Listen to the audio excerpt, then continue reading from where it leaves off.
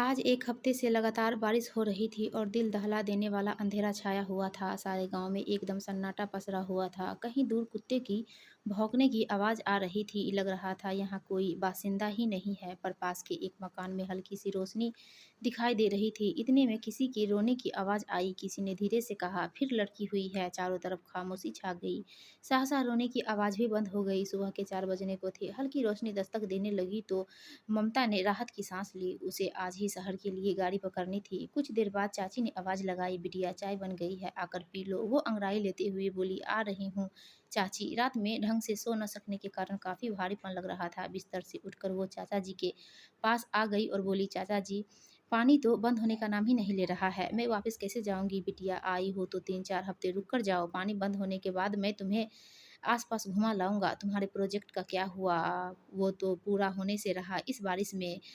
पर मेरा लखनऊ पहुँचना ज़रूरी है, कहते हुए वो नहाने चली गई। लखनऊ जाने की हड़बड़ी में वो रात में रोने की आवाज़ के बारे में पूछना ही भूल गई। चाची भी उसके लिए नाश्ता बनाने की तैयारी में जुट गई। नाश्ता करने के बाद वो चाचा जी के साथ निकल गई। तब तक बारिश कुछ कम हो गई थी, इसलिए दोपहर तक उसने अपने बचे हुए काम पूरे किए। फिर चाचा-चाची से जल्दी वापस आऊँगी का वादा करके वो शहर चली गई। घर पहुँचने पर जैसे ही उसने दरवाज़ा खोला, ढेर सारे कागज़ यहाँ-वहाँ पड़े हुए थे। उन्हें उठाकर वो आराम से उलट-पलट कर देखने लगी। एक लिफ़ाफ़ा देखते ही उसकी आँखों में चमक आ गई। अरे! ये तो शोभा दीदी का पत्र है। कहते हुए उसने तुरंत पत्र खोलकर पढ़ना शुरू कर दिया। पत्र पढ़ते ही उसके चेहरे पर मुस्कान खिल गई। वो सोचने लगी, चलो आखिर शोभा दीदी विदेश से वापस आ रही हैं। अब वो अपनी इस सहेली के साथ घूम फिर सकेगी। वो अपनी पढ़ाई के साथ-साथ नौकरी भी करती थी, क्योंकि जब ममता छोटी थी तभी उसके माता-पिता गुज़र गए थे। उसकी परवरिश उसके चाचा-चाची ने बड़े प्यार से की थी। वो जब कॉलेज में गई तो उसने पार्ट टाइम नौकरी भी शुरू कर दी। फिर भी उसके दिल को सुकून नहीं था। वो अपनी तरह अनाथ बच्चों के लिए कुछ करना चाहती थी। एक दिन शोभा दीदी से उसकी मुलाकात हो गई। उसके विचार से वो इतनी प्रभावित हुई कि उनकी अच्छी सहेली बन गई। जबकि शोभा दीदी की उम्र 40 के आसपास थी, पर वो उसे बहुत अच्छी लगती थी। पल्ले उल्टे पल्ले की साड़ी, बड़ा-सा जूड़ा, आँखों पर चश्मा, बड़ी-बड़ी रौबदार आँखें, चेहरे पर आत्मविश्वास की झलक अलग ही दिखती थी। ममता को वो पहली मुलाकात में ही भा गई। शोभा दीदी एक एनजीओ चलाती थी, जिसमें एक पालना घर भी था और वो वहाँ की हेड थी। उस पालना घर की विशेषता यह थी कि उसमें केवल लड़कियाँ ही रहती थीं। ममता भी कभी-कभी वहाँ जाकर उनकी हर तरह से मदद करने की कोशिश करती थी। उसे वहाँ जाकर बहुत अच्छा लगता था। कुछ महीने से शोभा दीदी विदेश गई हुई थी, तो उन्होंने सारी ज़िम्मेदारी ममता को दे रखी थी। ममता अपनी ही सोच में डूबी हुई थी कि दरवाजे से आवाज़ आई, अरे ममता बिटिया कब आई? उसने मुड़कर देखा तो अंकल आंटी थे, जो उनके बगल के घर में रहते हैं। उनके 2 बेटे हैं जो विदेश में पढ़ते हैं। अंकल आंटी उसका बहुत ख़्याल रखते थे। ममता ममता करते आंटी अंदर ही आ गई। वो उसे देखने के लिए आतुर थी। कुछ देर आंटी से बात करने के बाद जब ममता बाहर जाने को तैयार होने लगी तो आंटी ने शिकायत की, ये क्या बेटा, आते ही फिर चल दी। आंटी, मैं पालना घर जा रही हूँ।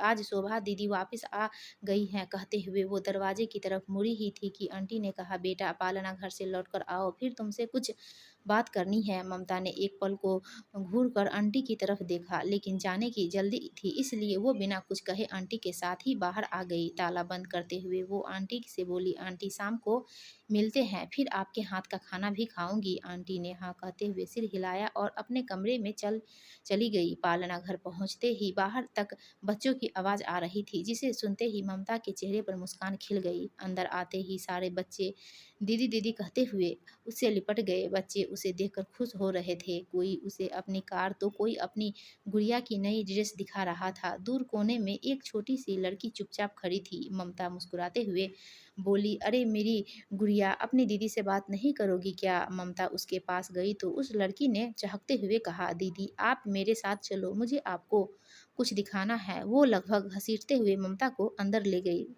वह ममता को एक पालने के पास ले गई और आंखें मटकाते हुए बोली, कैसी लगी मेरी गुड़िया आपको?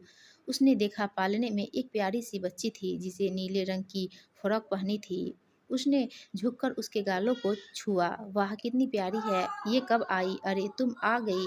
बच्चों का शोर सुनकर शोभा दीदी बाहर आई तो ममता को देखकर खुश हो गई। शोभा दीदी को कहते ही ममता आ, उनके गले लग गई। फिर पालने की तरफ देखते हुए बोली, कितनी प्यारी बच्ची है ना।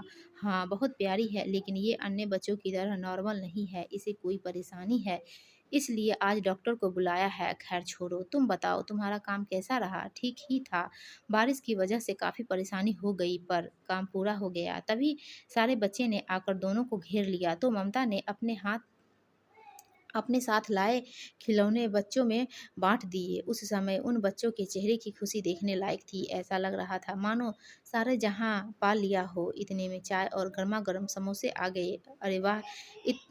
इसकी तो बहुत आवश्यकता थी। वैसे भी मुझे बहुत भूख लग रही थी, ममता चहकते हुए बोली। चाय पीते हुए दोनों ने खूब सारी बातें की। घर लौटकर जब ममता आंटी के पास गई तो उसे आंटी काफ़ी खुश लगी।